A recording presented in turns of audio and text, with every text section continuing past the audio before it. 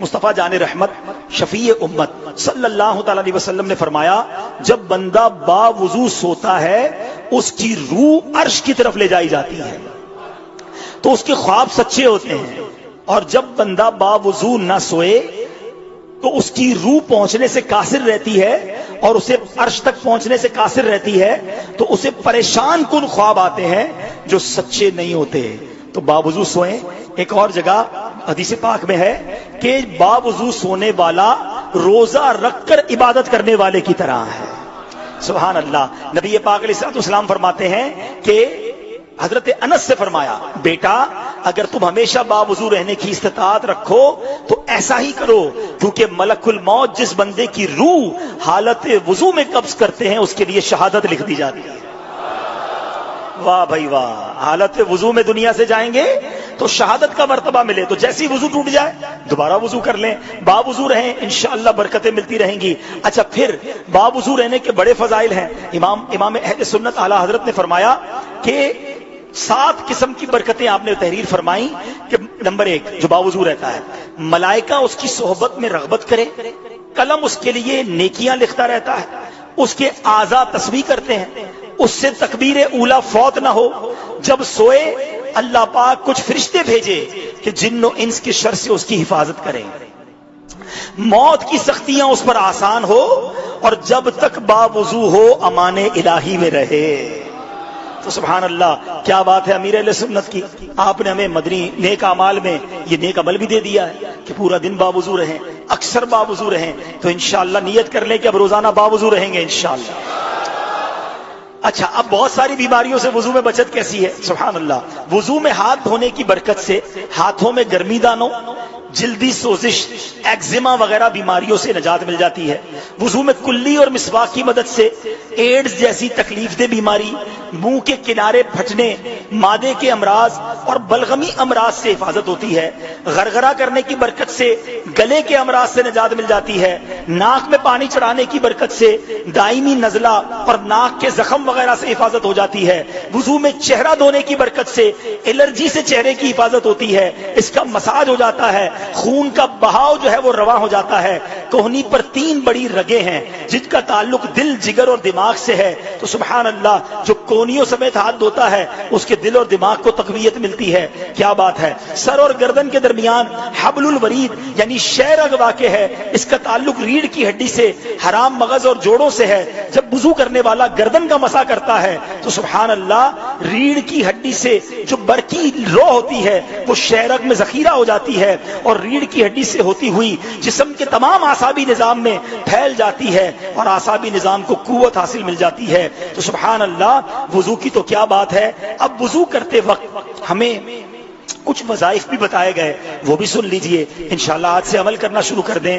اعلیٰ حضرت فرماتے ہیں وضو کے لیے نیت کرنا سنت مؤکدہ ہے، لہذا نیت نہ کرنے کی عادت بنا لی تو گناہ ہوگا، تو نیت کر لیا کریں کہ پاکی حاصل کرنے کے لیے وضو کر رہا ہوں یا نماز کے لیے وضو کر رہا ہوں، تو وضو کے لیے نیت ہونی چاہیے۔ حدیث پاک میں ہے جس نے بسم اللہ کہہ کر وضو کیا اس کے سر سے پاؤں تک سارا جسم پاک ہو گیا، اور جس نے بغیر بسم اللہ کہے وضو کیا اس کا اتنا ہی بدن پاک ہوگا جتنے پر پانی گزرا۔ تو جب بھی وضو کریں بسم اللہ الرحمن الرحیم پڑھ لیا کریں، بلکہ ایک حدیث پاک میں ہے جب تم وضو کرو تو بسم اللہ والحمدللہ کہہ لیا کرو، جب تک تمہارا وضو باقی رہے گا اس وقت تک تمہارے فرشتے یعنی تمہارے کرامن کاتبین تمہارے لیے نیکیاں لکھتے رہیں گے۔ تو بسم اللہ والحمدللہ ضرور پڑھ لیا کریں، جب تک وضو رہے گا نیکیوں کا میٹر چلتا رہے گا۔ آقا علیہ الصلوۃ والسلام فرماتے ہیں جس نے وضو کیا اور آسمان کی طرف نگاہ اٹھائی اور کلمہ شہادت پڑھا اس کے لیے جنت کے 8 دروازے کھول دیے جاتے ہیں۔ تو وضو کے بعد کلمہ شہادت بھی پڑھ لیا کریں۔ ایک حدیث پاک میں ہے کہ جو وضو کے بعد 1 مرتبہ سورہ قدر پڑھے، انا انزلناہ فی لیلۃ القدر، پوری سورت، تو وہ صدیقین میں سے ہے۔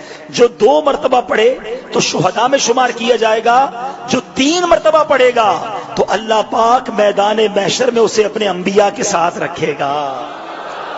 کیا بات ہے، وضو کرتے جائیں برکتیں لوٹتے جائیں۔ اللہ مجھے بھی آپ کو 5 وقت با جماعت نماز پڑھنے کی توفیق عطا فرمائے۔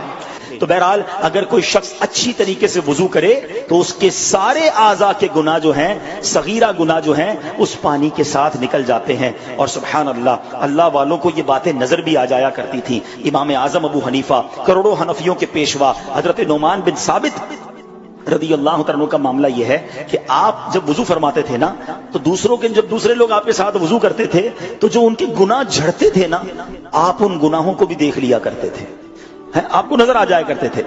تو ایک بار کیا ہوا کہ آپ وضو کر رہے تھے، آپ کے ساتھ ہی کوئی بندہ وضو کر رہا تھا، تو آپ نے دیکھا کہ اس کے وضو سے پانی ٹپک رہا ہے، تو آپ نے کہا اے بیٹے، ماں باپ کی نافرمانی سے توبہ کر لے۔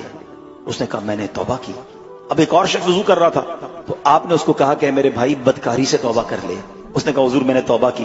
تیسرے بندے کو دیکھا وضو کرتے ہوئے، آپ نے کہا شراب نوشی اور گانے باجے سے توبہ کر لے۔ اس نے کہا حضور میں نے توبہ کر لی۔ یعنی آپ وضو کرتے ہوئے ان پانی کے قطروں میں ان لوگوں کے ٹپکتے ہوئے گناہوں کو دیکھ لیتے تھے۔ لیکن کمال آپ کی نگاہ ہے اور تقویٰ کیسا ہے کہ آپ نے اللہ کی بارگاہ میں دعا کی، یا اللہ میں لوگوں کے عیب نہیں دیکھنا چاہتا، یہ جو مجھے یہ نظر ملی ہے نا، اے رب کریم مجھے اس کشف کو ختم فرما دے، میں نہیں دیکھنا چاہتا۔ اور آپ کی دعا قبول ہوئی، پھر آپ کو لوگوں کے وضو میں ٹپکتے ہوئے اس پانی کی قطروں کے ساتھ جو گناہ تھے وہ نظر آنا بند ہو گئے۔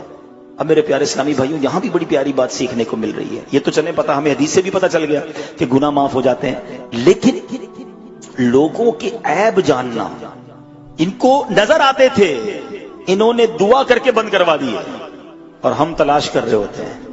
ہمارے کچھ لوگ تو کام ہی کرتے ہیں، یار یہ کدھر جاتا ہے ذرا معلوم کرو نا، کچھ اس کے بارے میں پتا چل جائے۔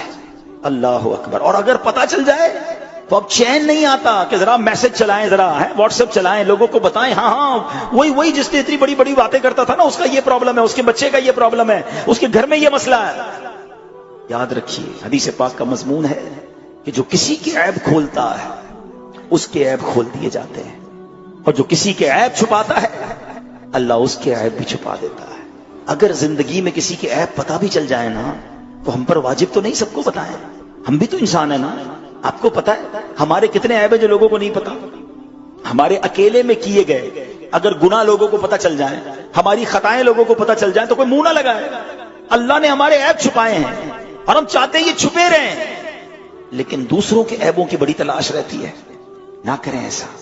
زندگی کا ایک اصول بنا لیں کہ کبھی کسی کی عیبوں کی جستجو میں بھی نہیں رہنا، اور اگر کسی کا عیب پتا چل بھی جائے، اچھا ایک پرابلم پتا ہے کیا، کسی کا عیب پتا چلا کنفرم بھی نہیں کرتے نا، معلوم پتا چلا وہ بات ہی جھوٹی تھی، لیکن ہمیں تو بس موقع مل گیا دوسروں کو بتانے کا۔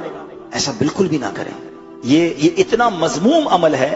اللہ ستار ہے، وہ عیبوں کو چھپانے والی ذات ہے، تو ہمیں بھی اس کے ہم بندے ہیں نا، ہمیں بھی عیبوں کو چھپانا ہے۔ اور یاد رکھیے اگر کوئی کسی کو ذلیل کرنے کی کوشش کرتا ہے، جب اس کے عیب کھلتے ہیں نا تو وہ دنیا میں کسی کو منہ دکھانے والا نہیں بنتا۔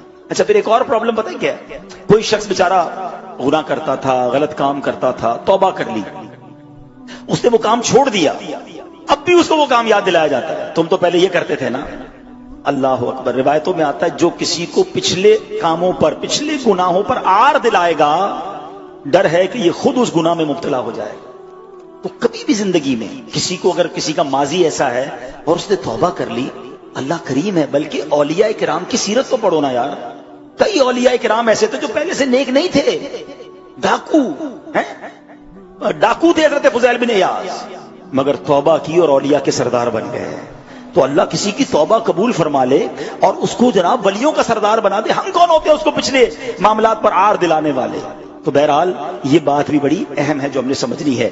اب آئیے بڑی امیزنگ معلومات۔ سچی بات یہ کہ جب میں نے یہ بیان تیار کر رہا تھا مجھے بھی زندگی میں پہلی بار یہ معلومات ملی ہے کہ وضو کی ابتدا کیسے ہوئی، وضو سب سے پہلے کس نے کیا، اور یہ طریقہ کیسے بیان ہوا، غور سے سنیے گا۔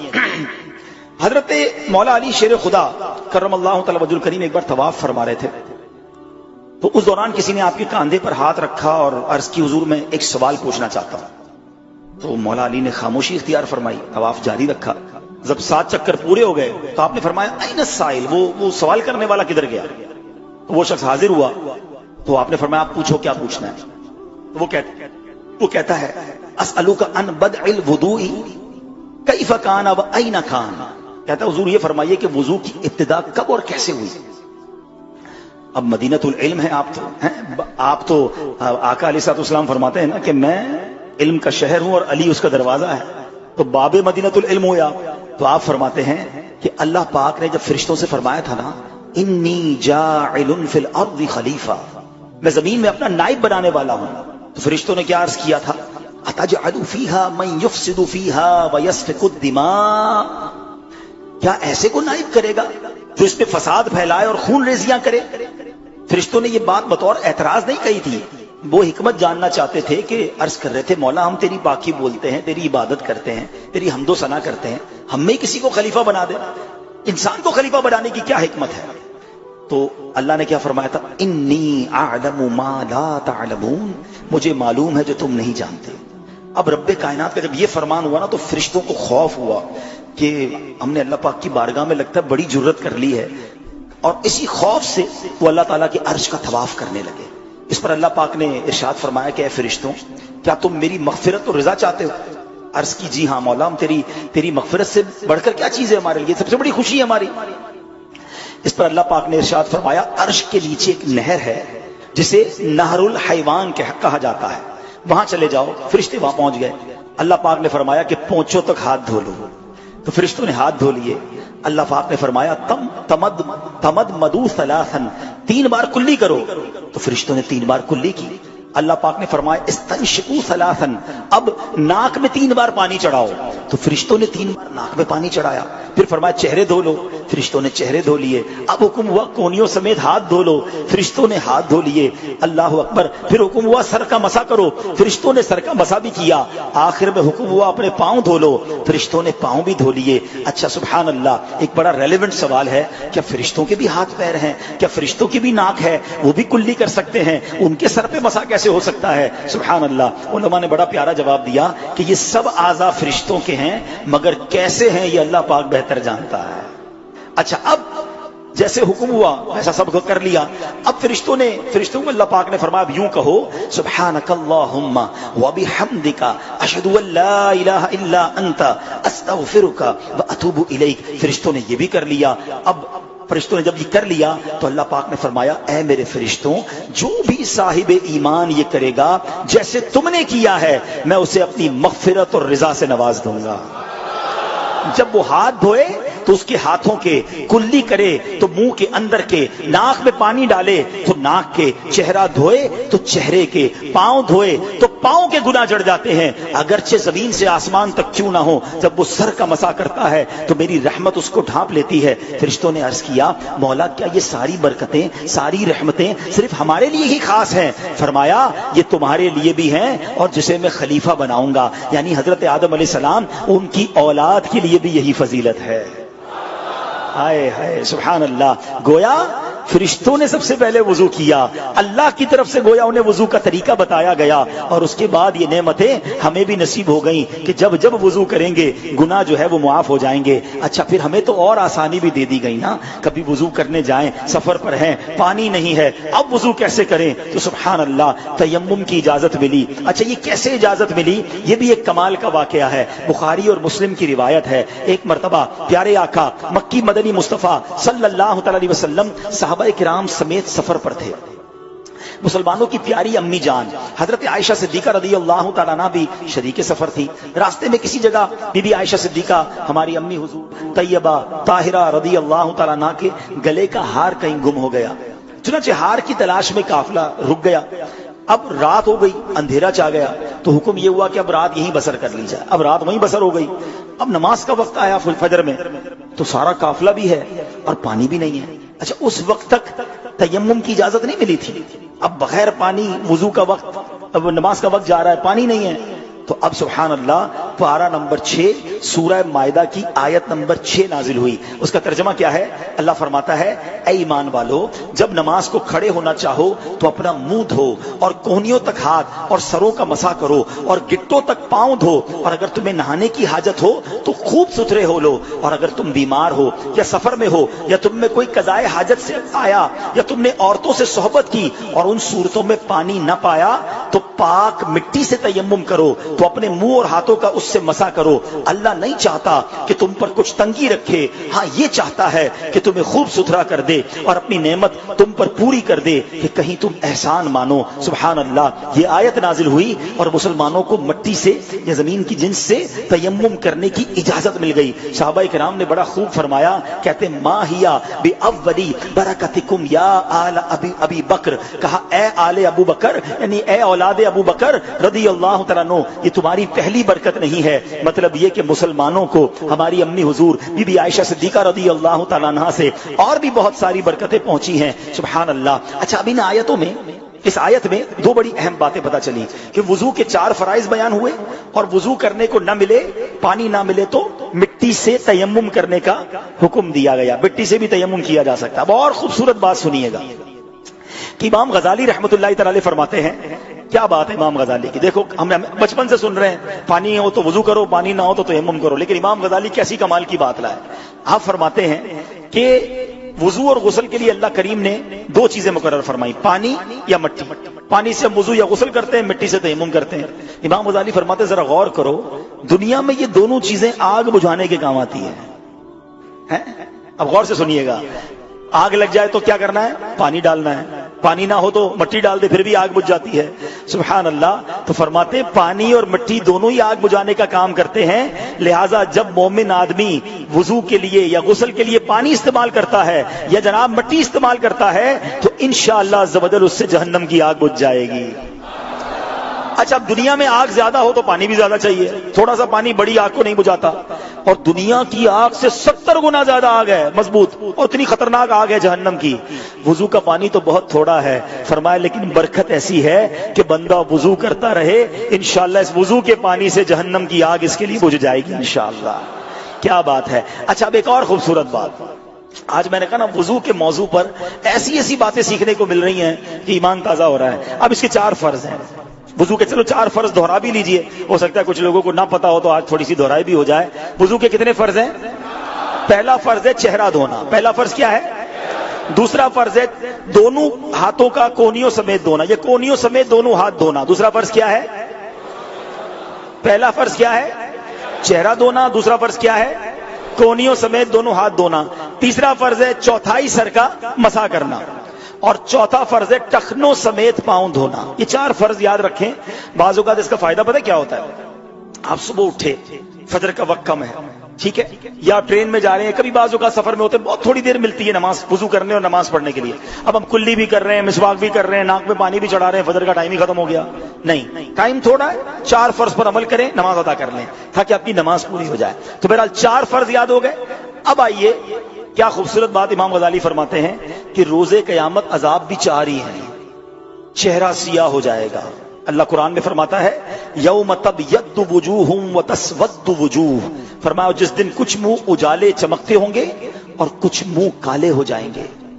دوسرا، اعمال نامہ الٹے ہاتھ میں دیا جائے گا، اللہ قرآن میں فرماتا ہے وَأَمَّا مَنْ أُوتِيَ كِتَابَهُ بِشِمَالِهِ فَيَقُولُ يَا لَيْتَنِي لَمْ أُوتَ كِتَابِيَهْ، اور وہ جو اپنے نامہ اعمال بائیں ہاتھ میں دیا جائے گا کہے گا ہائے کسی طرح مجھے اپنا نوشتہ یعنی نامہ اعمال نہ دیا جاتا۔ اور تیسرا اور چوتھا عذاب کیا فرمایا؟ سر اور پاؤں سے پکڑ کر جہنم میں ڈال دیا جائے گا۔ سورہ رحمان میں اللہ نے فرمایا یعرف المجرمون بسیماہم فیؤخذوا بالنواسی والاقدام، قرآن کہتا ہے مجرم اپنے چہرے سے پہچانے جائیں گے تو ماتھا اور پاؤں پکڑ کر جہنم میں ڈالے جائیں گے۔ گویا اللہ پاک فرماتا ہے اے میرے بندو وضو میں چہرہ دھویا کرو تاکہ روز قیامت تمہارے چہرے سیاہ نہ پڑ جائیں بلکہ تمہارے چہرے چمکا دیے جائیں۔ اپنے ہاتھ دھویا کرو تاکہ روز قیامت تمہیں نامہ اعمال الٹے ہاتھ میں نہ دیا جائے، تمہارا نامہ اعمال تمہیں سیدھے ہاتھ میں دیا جائے۔ اپنے سر کا بسا کیا کرو تاکہ تمہیں پیشانی سے پکڑ کر جہنم میں ڈالا نہ جائے بلکہ تمہارے سر پر جو ہے وہ جنتی تاج سجا دیا جائے۔ اے میرے بندو پاؤں دھویا کرو تاکہ تمہارے پاؤں میں جہنم کی بیڑیاں نہ پڑیں، نہ پل صراط پر تمہارے قدم ڈگمگائیں بلکہ تم آرام سے پل صراط پار کر کے جنت میں داخل ہو جاؤ۔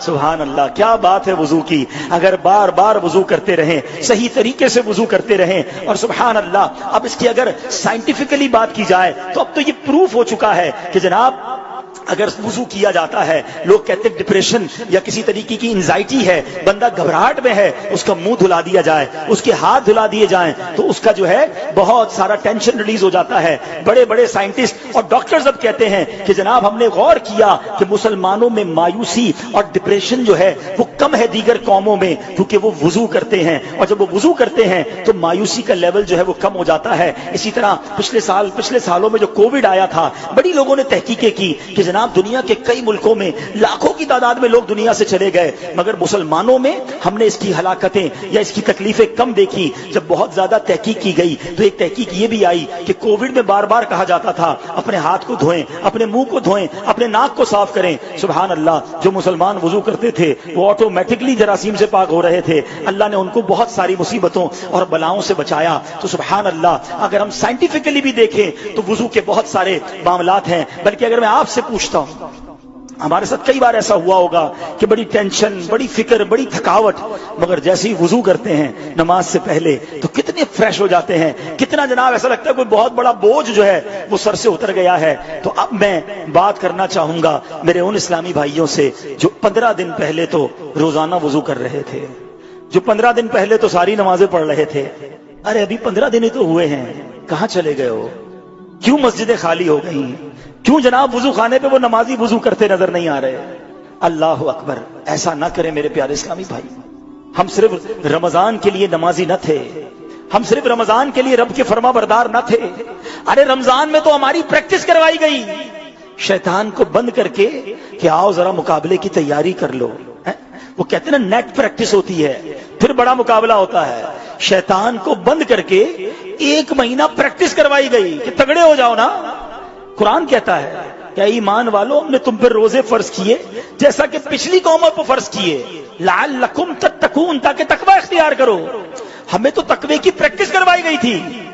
مگر یہ کیا ہوا کہ جیسے ہی چاند نظر آیا، وہ ایک سوشل میڈیا پر بڑی پوسٹ وائرل ہوئی تھی نا کہ ہم بھی عجیب لوگ ہیں، ایک چاند دیکھ کر مسجد آباد کر دیتے ہیں اور اگلا چاند دیکھ کر مسجد ویران کر دیتے ہیں.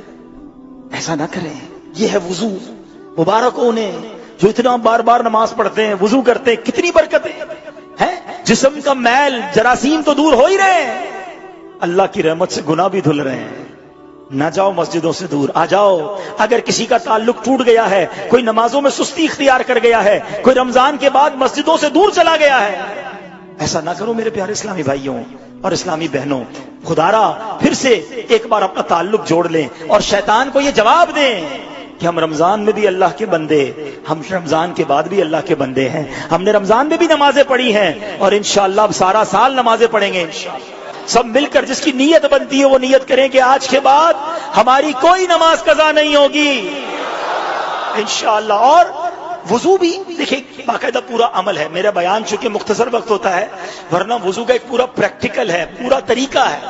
بہت سارے اسلام بھائی بچپن سے وضو کر رہے ہیں، ان سے پوچھو وضو کرنا کدھر سیکھا؟ وضو خانے پہ سیکھا. کیسے سیکھا؟ برابر والوں کو کرتے دیکھا، ہم بھی ویسے ہی کر رہے ہیں. آج تک کئی لوگ چومتے ہیں وضو میں، پتہ نہیں کیسے، کب کب چومتے ہیں، کیوں چومتے ہیں. کسی کو چومتے دیکھا ہوگا تو وہ بھی انگوٹھے چوم رہے ہوتے ہیں وضو میں. تو وضو میں تو یہ نہیں ہے، تو وضو بھی سیکھنا پڑے گا، کیونکہ وضو کے 4 فرائض ہیں. جس کے فرض پورے نہیں ہوں گے تو نماز ہی نہیں ہوگی. پتہ چلا وضو بھی کر رہے ہیں، نمازیں بھی پڑھ رہے ہیں، قبول ہی نہیں ہو رہی. بے وضو تو قرآن پڑھنا، قرآن کو ہاتھ لگانا ہے، قرآن کو چھونا منع ہے، حرام ہے. پتہ چلا قرآن کی تلاوت کر رہے ہیں، قرآن کھول کرو، بے وضو ہے، وضو ٹھیک نہیں ہے. تو وضو سیکھنا پڑے گا. تو چاہے وضو ہو، چاہے نماز ہو، چاہے غسل ہو، ان تمام چیزوں کو ماشاءاللہ میں دوبارہ جیسے میں نے سنتوں کی بات کی نا، میں نہیں سمجھتا دنیا میں جو نظام دعوت اسلامی کے پاس وضو، غسل، نماز جنازہ اس طرح کی چیزوں کو سکھانے کا ہے، اس سے پہلے تو کبھی سنا بھی نہیں تھا. کمال ہے دعوت اسلامی کا. تو خدارا دعوت اسلامی کے مدنی قافلوں میں سفر کریں، دعوت اسلامی کے ہفتہ وار اجتماع میں آیا کریں. اس کے بعد جو مدرسۃ المدینہ بالغان ہے اس میں شرکت کریں. تو انشاءاللہ یہ بیسکس جو ہیں یہ آپ سیکھتے چلے جائیں گے.